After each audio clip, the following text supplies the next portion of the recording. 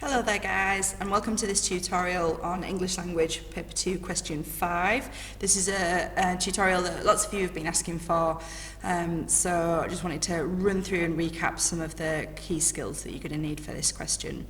So I am looking today at the question from the 2017 paper, that's the summer 2017 first live exam paper by AQA. And I'll be referring in this tutorial to Boxing to Argue, which is, I can't claim credit for that system, but it's a really good one. I have got a tutorial on how to use Boxing to Argue, so if you're not familiar with it, maybe have a look at that video perhaps before you look at this, because otherwise it might not make complete sense.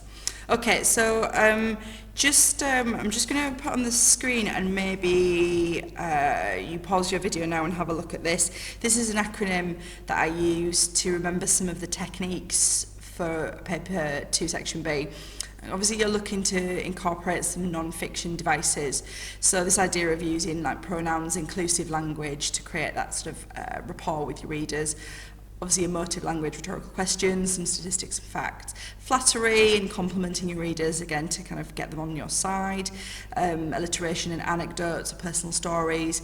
Some dramatic language in there is still appropriate to use a simile or metaphor, but it obviously not in the same way that you would for descriptive writing. Some hyperbole, repetition, and then lots and lots of marks available in the exam for varying your sentences. Now that can be different sentence starters, so an adverb or a verb or an adjective sentence starter, but equally you can have exclamations, declaratives which are like statements if you don't know, interrogatives which are questions basically, and imperatives which are commands. So a variety of sentences, and there's lots of marks available in section B for including that. So if you want to pause your video and make a revision card of those, you can do. I'll move on. So obviously first things first, make sure you've checked your timings. You should have made sure you've got 45 minutes. Now I do think that with paper 2, and I've said this before, but in terms of the question order, I do advise my students to go 5, 1, 3, 2, 4.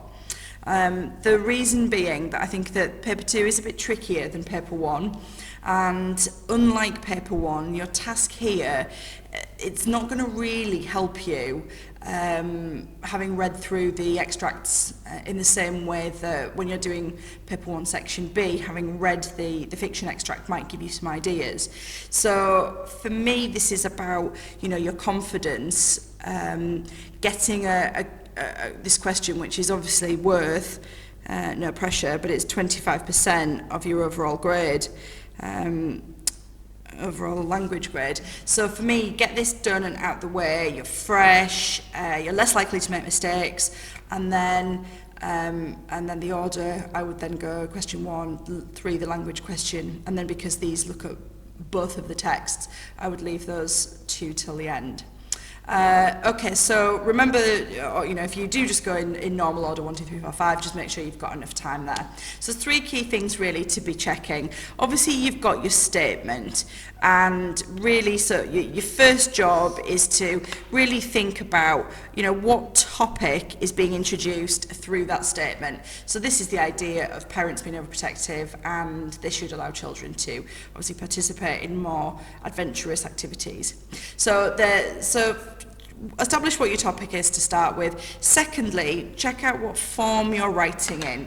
So this is an article. If you get an article, it will always be for a broadsheet newspaper, you know, something that's a bit more highbrow. So it will always require you to use standard English and elements of formality. It's not going to be like, I don't know, 10 top celebrity bodies for BuzzFeed, you know, is going to be something that's more formal. So this does not mean you need to lay it out like an article. If you want, you can put a headline on there, but really it's interested in the quality of the writing, not the layout. And then the third thing to do is just establish what your purpose is going to be. So this could be explain, it could be persuade, But really, whatever it is, it's going to be asking you to engage with whatever the statement is that you've been given. So I know my topic, I know what kind of form I'm writing in, and just a reminder, you know, this could be a letter, it could be a speech, you know, it could be a number of different forms. Obviously, you would need to think about the conventions for speech or letter writing if you did get that. Okay, so you've established those things. Now your teachers will talk to you about planning, and probably at least 50% of you will think, I don't plan, I can't be bothered with that. I totally understand that, but I am a teacher, so I am going to tell you to plan. And what I would be using, or trying to use then, is the boxing to argue structure. So as I say, have a look at that tutorial if you're not familiar with it. So the boxing to argue structure begins with the idea of, you know, just like a boxing match, of touching gloves, which is basically the idea of showing respect to your reader and creating a rapport with them.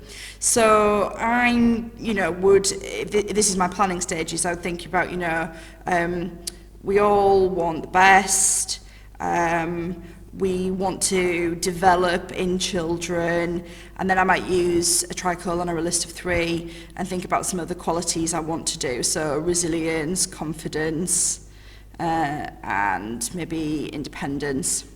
So I'm going to try not to use the same words exactly that are in the statement. I'm going to try and sort of, you know, use some of my own, and I've got a technique in there. So the first step is to build a bit of a rapport with the readers, and then your next stage on boxing to argue is to come in with a jab, you know, a brief, strong point in your face to the reader, not aggressively, that sounded a bit irate, but you know, you need a strong opening point. So I might think about, you know, the fact that as a society, people are increasingly insular. They stay at home on, you know, on social media, on phones. So they need, you know, my point of view is going to be arguing strongly, you know, for this statement. I probably should have mentioned that. But, you know, I want to say that people spend too much time as it is indoors. They need to get out and take some risks, have some fun. So that's your jab, you know, it's a strong opening point. And then with the boxing to argue system, you would have rumbles. So rumbles in a boxing match is, you know, you take punches and you come back with them. And really, in terms of what that is technically, it's looking at counter arguments. I'm sure you'll have looked at those. You take on board an argument only to kind of crush it. So I would have something about, some people argue, you know, that there's lots of dangers, and again I might go through another list of 3 or tricolon here. So, you know, there's outside, there's drugs, there's terrorism, there's, you know, predators of different types. So then I need to come in with my rumble part, which is my counter argument, but, you know, there's other things that are low risk, and high gain, things like D&V, school trips, that kind of thing. So that's going to be my first rumble point. Moving on, so we want a couple of these counter arguments in the main body of my essay. So my second rumble is going to say, I understand that it's parents' job to protect, but my rumble part of this is going to be, no, their job is to prepare children for life. And I'm sure you'll have heard the expression about like wrapping people up in cotton wool. So I could use that metaphor of, you know, it doesn't help children to be wrapped in cotton wool their whole lives. So that's going to be my next rumble point. I'm going to do, using boxing to argue, a third rumble. And I'm going to say, sorry, I've sort of like veered off the lines here, which is, I don't know why I'm doing that. Right, I'm going to say, some say that, you know, education and money are all that children need. And I'm going to disagree with that as part of my rumble and talk about, you know, life is actually about the experiences you have, taking risks and developing your independence, becoming your own person, that kind of thing. So I've got 3 basically counter arguments, which are my rumbles. Towards the end though, I want to come back with some stronger points. So I'm going to go with another jab towards the end, a strong point. And one thing I'm going to say is that, you know, in my opinion, it's the risk takers who move society on. You know, society wouldn't change without those people. So I might think about Martin Luther King Jr. and I might think about, you know, because it's quite topical this year in the centenary, I might think about the suffragettes. So I would mention, so I'm just going to close my blind a little bit. I can see the lights gone funny. Okay, so I'm going to come back with that sort of strong point. And then, as with all boxing matches, well, not all, but if you're going to win a boxing match, you need to knock out your opponent. So you need a really strong point that they kind of can't come back from.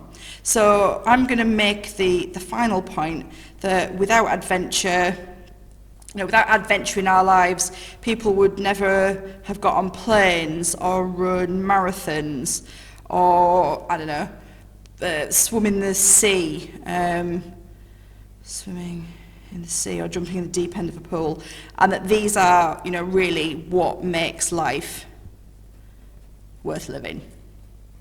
Now, I know what you're probably thinking in that, you know, I'm in an exam, in an hour and 45-minute long exam, I don't have time to do this. But I think you just need to switch your mentality about what they're looking for. The exam board are not looking for you to do 4 pages, 7 pages. You know, my students come out and they go, oh, miss, I did like 8 pages in section B. And I always feel a bit nervous because that probably means that they've done a lot more quantity rather than quality. What you've got here is a framework for 7 paragraphs, each of which needs to be relatively detailed. So that's looking at a couple of sides. But by planning this out, I've got a really clear structure and a clear argument, and I'm thinking about what I'm going to put in. I've got some idea of techniques I'll use, like list of 3, metaphors. I've got some relevant examples. I've shown I can do counter arguments. I've shown I can use inclusive language. So this is essential part of it, and I guarantee you that if you spend some time at the beginning, 5 minutes or so, like I've just done planning, it's going to really pay dividends for you. I promise you it will do. So with that planning then in place, what I wanted to do is then, I'm not going to write a full thing because I'm sure you have no interest in listening to a 45-minute or 50-minute tutorial the day before your exam, but what I wanted to do is just give you an example opening. And I'm going to do 2. I'm going to do one at a grade 6 and one at a grade 9, and just sort of maybe highlight to you the differences in the kind of quality there. So I'm just going to have here another blank exam paper that I've got, and I'm going to start with the one that I would consider to be a grade 6. So one of the things that I had put in my plan is this idea of touching gloves and in using inclusive language to build a rapport with my reader. So I'm going to just start with getting my reader to think back to their own experiences. So I'm going to say, think back to what you were like.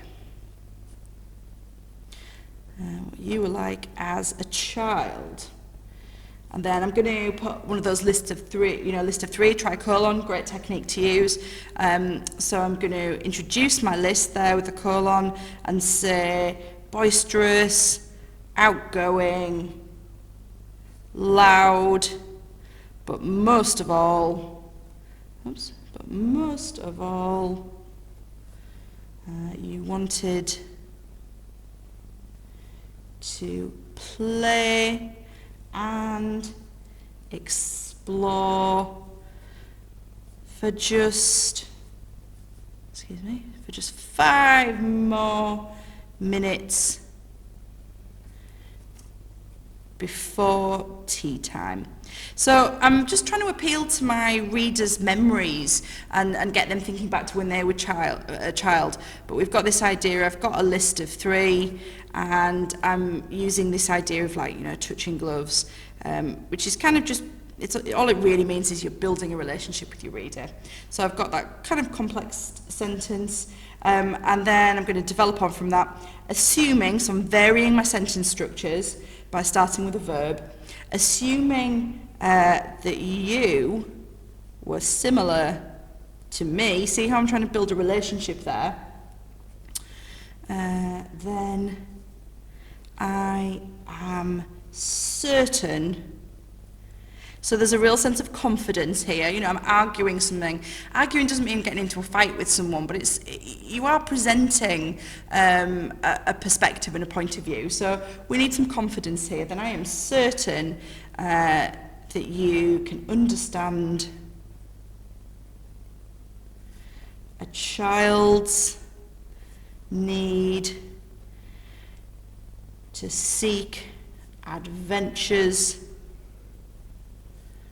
for themselves. Now, I've used it to sort of a different verb there. I've got a clear focus because I've said adventures on the statement. What I haven't done, and what you really must make sure you don't do, is say, I agree with this statement.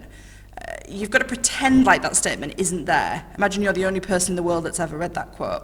So you are writing this as a separate article. Yeah, you're taking the idea and the topic and the theme, but don't start writing about the statement in your opening. So what I've done is I've shown some respect and I've built rapport with my reader. I've got some technique, like a list of 3, an interesting verb.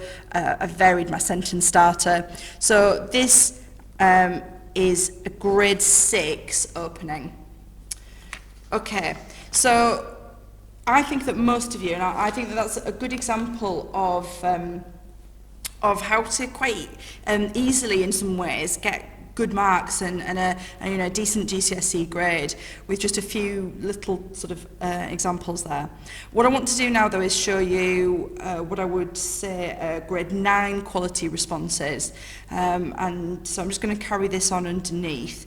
So this would be, again, a separate opening. Okay, so I'm going to, again, have that sense of building rapport with the readers as parents. So every parent, so that's quite inclusive, every parent has experienced the indescribable joy when they see their child for the first time. So just kind of creating a joined up experience, which again is that sense of building rapport with the reader for the first time. And feelings of an uncontrollable, protective nature are almost impossible to suppress. I'm just going to change that slightly, actually. And again, just a reminder, it's fine to go back and cross stuff out or adapt things. Rather than that and there, I'm just going to turn that into a semicolon. Feelings of an uncontrollable protective nature are almost impossible to suppress.